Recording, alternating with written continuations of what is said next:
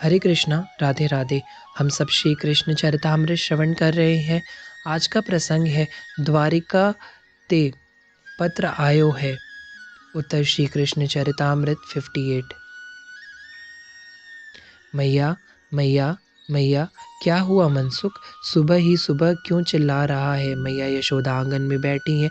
सर्दी कुछ ज़्यादा ही पड़ रही है इन दिनों। धूप में बैठी मैया मौन है। उनके आसपास गोपियां हैं। द्वारिका में शीत का प्रकोप तो होगा, फिर वहाँ कन्हैया का ध्यान कौन रखता होगा? मैया अभी भी ये द्वारिकाधीश को वही कन्हैया ही समझते समझे हुए हैं। 16,000 है तो ध्यान रखने के लिए, यह गोपी ने कह दिया था। पर सुनी है द्वारिका में शीत का ज़्यादा प्रकोप होता नहीं है। दूसरी गोपी बोल उठी थी। अच्छा, वहाँ ग्रीष्म ऋतु ही है क्या? भूली है मैया, इतने इसने तो समुद्र ही नहीं देखा, तो इसे क्या पता कि समुद्र के तटों पर बसे नगरों में शीत ऋतु यहाँ की तरह आती ही कहाँ है। मैया, 6 ऋतुएं केवल हमारे ब्रज में ही हैं। फिर ब्रज को छोड़ के क्यों गयो मेरो लाला? नेत्रों से फिर अश्रु बहने लगे थे मैया के। तभी मैया मैया मैया मनसुख दौड़ा हुआ सामने से आ रहा है। क्या हुआ मनसुख? सवेरे सवेरे क्यों चिल्ला रहा है? मैया यशोदा ने सामने से दौड़ते आते मनसुख से पूछा था। मैया, द्वारिका ते पत्र आयो है। मैया उठकर खड़ी हो गई। गोपिया का हृदय भी आह्लाद से भर गया था सूचना से। वह भी मनसुख से पूछने लगी थी, कहाँ है पत्र? बता कहाँ है? अरे मेरे पास नाय, वो देख रथ। मनसुख ने रथ दिखा दिया था। सच में द्वारिका से 2 लोग आए थे। आए तो थे हस्तिनापुर के लिए, पर रोहिणी माता ने उनके हाथों में पत्र भी लिखकर दे दिया था। हस्तिनापुर के निकट ही ब्रज वृंदावन है, इसलिए। जीजी, आपके चरणों इस अभागी रोहिणी का प्रणाम स्वीकार करना। अभागी इसलिए कह रही हूँ कि वृंदावन जैसी भूमि को छोड़कर, आप जैसे निस्वार्थ प्रेम के दाताओं को छोड़कर मैं यहाँ पड़ी हुई हूँ, जहाँ मात्र राजनीति, कूटनीति, हिंसा, बस इसके सिवा और किसी बात की अब चर्चा ही नहीं होती। झुलस सा गया है अपना कन्हैया इन सब राजनीति के पछड़े में पड़कर। जीजी, कुछ दिन पहले आया था मेरे महल में कन्हैया। रोया, बहुत रोया। कहने लगा, यहाँ सब स्वार्थ का प्रपंच है, पर क्रिया में लोग ये सोचते हैं कि इससे हमें क्या लाभ। जी जी, वह बोला, मेरे वृंदावन के लोग, ओ कितने निस्वार्थ। जलता है मेरा हृदय यहाँ के ऐसे लोगों को देखकर।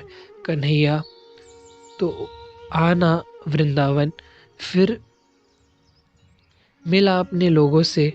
पत्र देकर चले गए थे वह द्वारिका के दूत।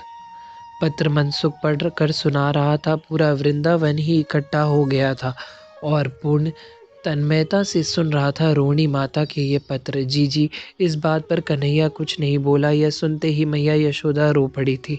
जी, बात यह है कि आर्यपुत्र की भगिनी कुंती जी, आप आपने शायद नाम तो सुना होगा। उनके ही पुत्र पांडव, उनको लेकर इन दिनों अपना कन्हैया परेशान रहता है। वैसे उन लोगों के साथ बहुत गलत हुआ। जुआ में हस्तिनापुर के युवराज दुर्योधन ने सब कुछ हार गए। उन लोगों को 12 वर्ष का वनवास मिला है, 1 वर्ष का अज्ञातवास। जुआ खेलोगे तो यही तो होगा ही। कन्हैया की मैया ने ये जो है बोलती है, जुआ खेलने वाला भला कभी जीता है मैया? मनसुख पत्र को हाथ में रखकर अपनी समीक्षा दे रहा है।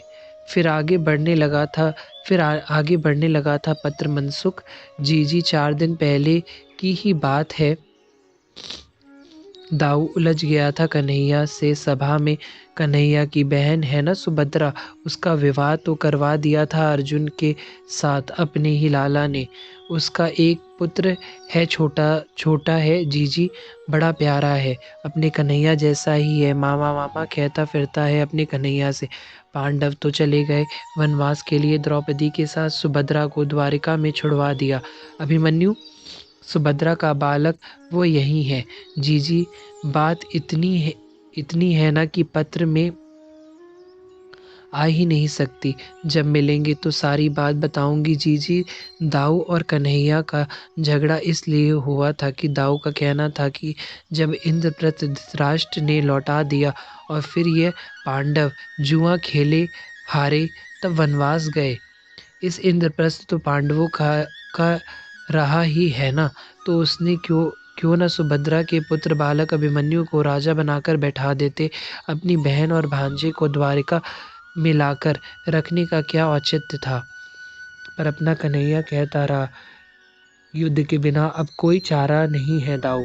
बात यह कि दुर्योधन को अपनी बहन देना चाहता था दाऊ, किंतु कन्हैया ने अर्जुन को दे दिया, क्योंकि सुभद्रा अर्जुन को चाहती, इसलिए अर्जुन को दे दिया। सुभद्रा दिया क्या जीजी?